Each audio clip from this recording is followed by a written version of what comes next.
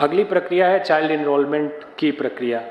बच्चों के जो हम इनरोलमेंट करते हैं तो 0 to 5 के बच्चों के हम फिंगरप्रिंट कैप्चर नहीं करते हैं। उस समय हम सिर्फ उनकी फ़ोटोग्राफ लेते हैं, उनके माता पिता में से किसी एक का आधार लेते हैं और उनकी ऑथेंटिकेशन करते हैं, मतलब उनकी फिंगरप्रिंट माता पिता की लेते हैं।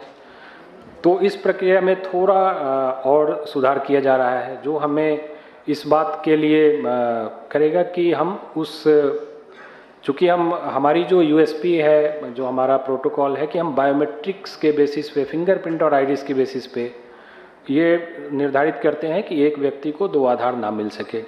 लेकिन 0 to 5 एज ग्रुप के बच्चों में क्या होता है कि उनकी बायोमेट्रिक्स तो हमने ली नहीं, तो उनका जो डेमोग्राफिक इन्फॉर्मेशन है उसके बेसिस पे हम डीडुप्लीकेशन करते हैं।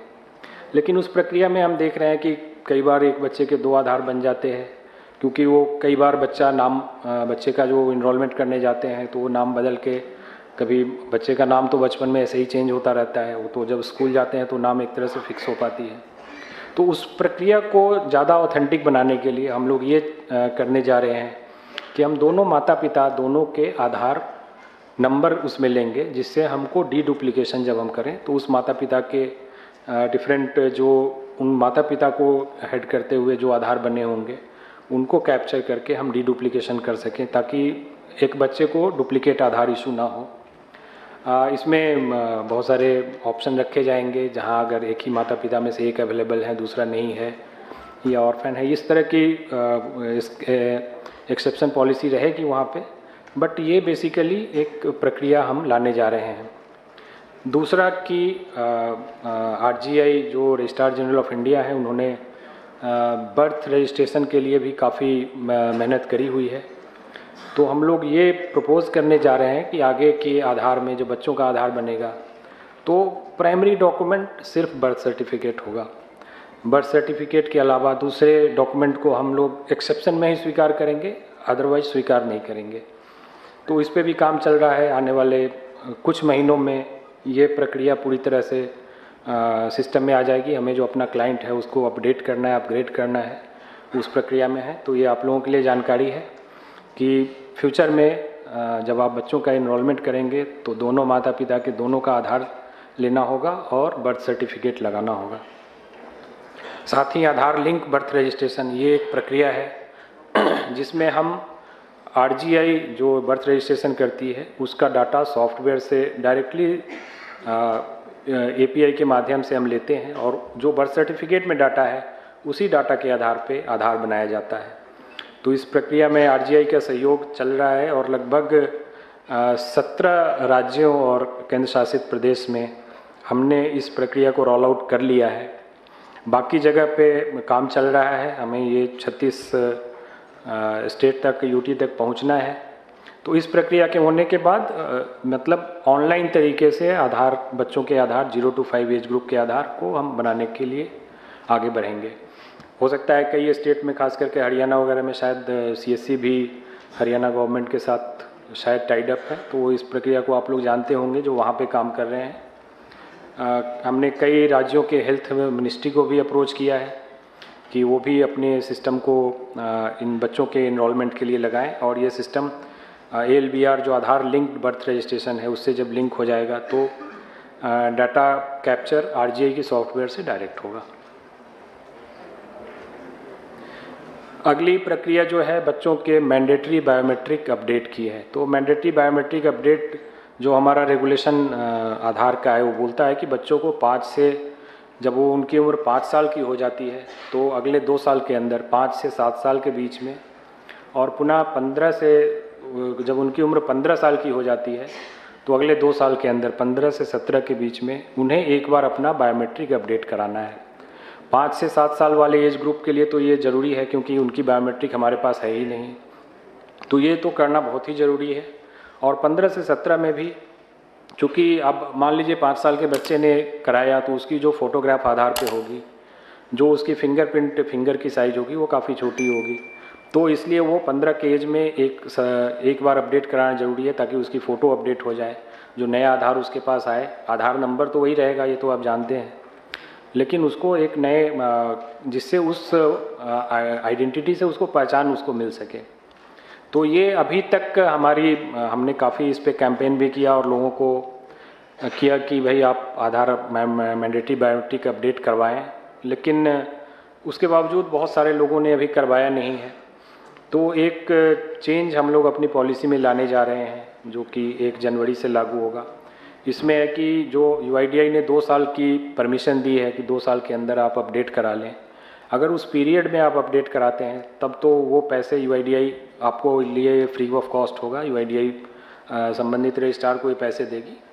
लेकिन अगर आप 7 साल और 17 साल से ऊपर के हो जाते हैं तो आपने वो अपना जो सिस्टम आपको UIDAI ने प्रोवाइड किया था वो आप उसको यूज़ नहीं कर पाए, तो उसके बाद वो चार्जेज आपको खुद बियर करने पड़ेंगे।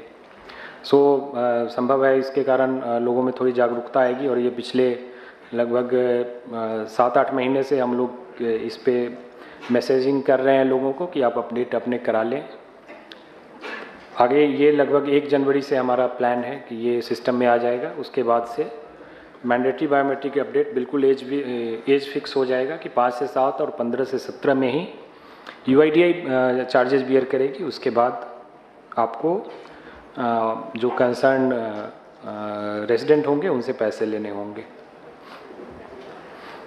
अगली प्रक्रिया जो है वो एडल्ट इनरोलमेंट, जैसा हमने बोला कि ये लगभग 100% हो चुका है पूरे इंडिया में और इस पे बहुत सारे कॉर्नर से हमें आ रही थी कि आप अब थोड़ा ज़्यादा ध्यान दे करके एडल्ट की इनरोलमेंट करें। तो इसके बारे में बहुत सारी चर्चाएं हुई डिफरेंट लेवल पे, जैसा कि CO सर ने भी आपको ब्रीफ किया होगा। तो इस एडल्ट इनरोलमेंट को हम लोग कुछ सेलेक्टेड सेंटर पे डिजिग्नेट करने जा रहे हैं, जो सेंटर बहुत ही कम होंगे। हर एक ब्लॉक या तहसील में एक सेंटर होगा और एक सेंटर डिस्ट्रिक्ट में होगा। लेकिन मैं अगली स्लाइड में आपको बताऊंगा कि इस स्लाइड इस कारण से आप लोगों को कोई ज़्यादा परेशान होने की ज़रूरत नहीं है। हमने 2022-23 का डाटा एनालिसिस किया है, लगभग 6 महीने का डाटा जो अप्रैल से सितंबर तक का है। इस पीरियड में लगभग 10 करोड़ ट्रांजैक्शन हुए हैं और जिसमें से सिर्फ 20 लाख एडल्ट के इनरोलमेंट हुए हैं, जो कि लगभग 2% से भी थोड़ा कम है, 2% मान लेते हैं।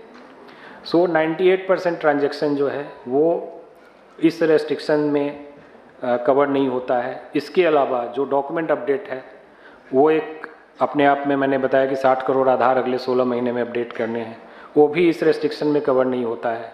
तो मेरा ये कहना है कि इसके लिए इस 2% काम को अगर हम रेस्ट्रिक्ट भी करेंगे तो इससे आप लोगों के वर्कलोड पे कोई कमी नहीं होने वाली है। वर्कलोड पहले से बहुत ज़्यादा बढ़ने ही वाला है। तो ये UIDAI की एक डिसीजन है कि हम एडल्ट इनरोलमेंट, चूँकि हम 100% पे पहुंच चुके हैं, तो आगे की हम बहुत ही सेलेक्टिव वे में इनरोलमेंट करें, ताकि जो व्यक्ति अभी मतलब ये तो आश्चर्य की बात है कि भाई पिछले 10 साल से आपने आधार क्यों नहीं बनवाए, तो उनके लिए हमें बहुत तरह की जांच करके उनको अब आधार देने की ज़रूरत है। तो इसमें आप लोगों का सहयोग होगा और आप लोगों को इससे वर्कलोड पे कोई कमी नहीं होगा, ये मैं आश्वस्त करना चाहूँगा। आधार चार्जेज के बारे में फर्स्ट सेशन में हमारे DDGRO दिल्ली महोदय ने बताया था कि डिस्प्ले होना चाहिए रेट चार्ट जो है। हमने नया रेट चार्ट भी फिर से इशू कर दिया है, जिसमें डॉक्यूमेंट अपडेट के जो चार्जेज हैं वो भी ऐड कर दिए गए हैं। तो आप लोग भी रेट चार्ट जो है नया ज़रूर अपने सेंटर पे लगाएं और ये सारे चार्जेज जो हैं डिस्प्ले करें, ताकि जनता को किसी तरह की दुविधा ना हो कि भाई इस चार्ज के हमें पैसे देने हैं या नहीं देने हैं। क्योंकि कई बार लोग गलत इसमें, आपको पता होगा कि हम लोग इसके बारे में सर्वे करते हैं। कोई भी कंप्लेंट्स हमारे पास आती है ओवर चार्जिंग की, तो हम एक सर्वे करते हैं। उसके बारे में भी आपको बता दूं कि सर्वे ऐसा नहीं होता है कि एक आदमी ने किसी ने बोल दिया तो हम उसको सही मान लेते हैं। एक लंबी प्रक्रिया से गुजरते हैं। मिनिमम 10 लोगों से हमें पूछना है और 10 लोगों ने बात करने के बाद अगर 5 या 5 से ज़्यादा लोगों ने बोला कि नहीं हमसे ज़्यादा पैसे लिए गए हैं, तभी जाके हम उस सर्वे को मानते हैं, नहीं तो उसको हम नहीं मानते हैं। और 1-2 लोगों के बोलने से कोई फ़र्क नहीं होता है, हम उनको ये रिलीज कर देते हैं। तो इसलिए आप लोगों को रेट चार्ट लगा के रखना चाहिए ताकि जनता को दुविधा ना हो और सही पैसे वो पे करें आपकी सर्विस लेने के लिए। अगली जानकारी है revise list of supporting document. जैसा कि आप जानते हैं, आप पिछले 10 साल से हमारा एक फिक्स पैटर्न था, proof of identity and proof of address, proof of relationship and proof of date of birth. ये 4 डॉक्यूमेंट हम बनाते थे और ये 4 डॉक्यूमेंट चाहे आप न्यू इनरोलमेंट करें या अपडेट करें, सब में कॉमन होता था। तो अभी तक जो जानकारी है कि वो एक ही डॉक्यूमेंट है, आप उससे इनरोलमेंट भी कर सकते हैं, अपडेट भी कर सकते हैं। लेकिन हम इस प्रक्रिया में फिर से चेंज लाने वाले हैं। आने वाले, हो सकता है आने वाले नए साल में ये आपको देखने को मिले कि अब 3 तरह के डॉक्यूमेंट होंगे। पहला होगा जो चाइल्ड 0 to 5 न्यू इनरोलमेंट, इसमें सिर्फ और सिर्फ बर्थ सर्टिफिकेट होगा और उसके अलावा कुछ एक्सेप्शन डॉक्यूमेंट होंगे जिनके पास किसी तरह से ये बर्थ सर्टिफिकेट नहीं है। और बाकी न्यू इनरोलमेंट जो 5 से 18 एज ग्रुप या एडल्ट के लिए होगा, उसमें बहुत ही रेस्ट्रिक्टेड टाइप के डॉक्यूमेंट होंगे, वो डिफाइन किए जाएंगे। और बाकी सारे जो डॉक्यूमेंट आप आज की डेट में देख रहे हैं वो अपडेट के लिए वैलिड रहेंगे विथ सर्टेन चेंजेज व्हाट्सोएवर वो हैपन हो रहे हैं।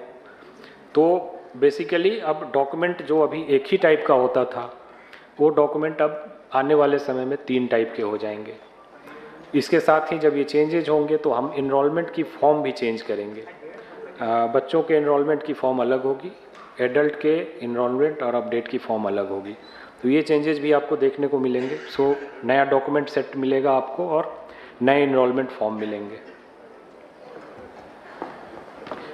एक और नई चीज़ जो आने वाली है, ये भी नए साल के अंदर ज़रूर आ जाएगी। इस पे हो सकता है पायलट हमारा दिसंबर में स्टार्ट हो जाए। अभी एक स्टैंडर्ड सर्टिफिकेट इशू होता है। स्टैंडर्ड सर्टिफिकेट की एक पेपर डॉक्यूमेंट है और उस पर डाटा भरा जाता है, रेजिडेंट की फ़ोटो लगाई जाती है। आप लोग काफ़ी संख्या में इस स्टैंडर्ड सर्टिफिकेट को यूज़ कर रहे होंगे और वो किसी डेजिग्नेटेड ऑफिसर द्वारा स्टैम्प्ड एंड साइन होता है।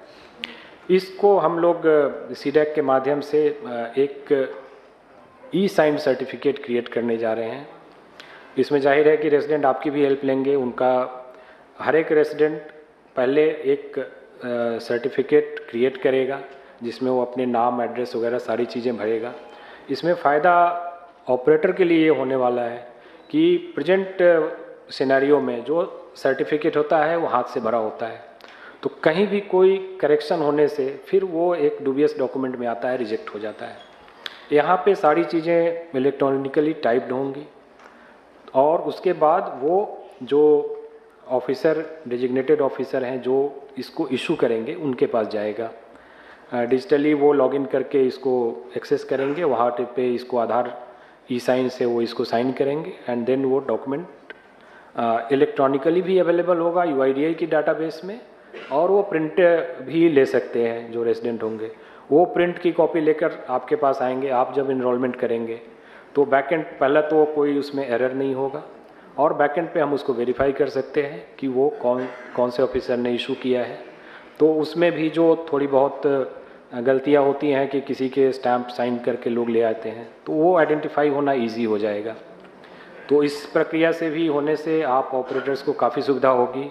आपके एरर काउंट में हम उम्मीद करते हैं कि काफ़ी इससे कमी आएगी।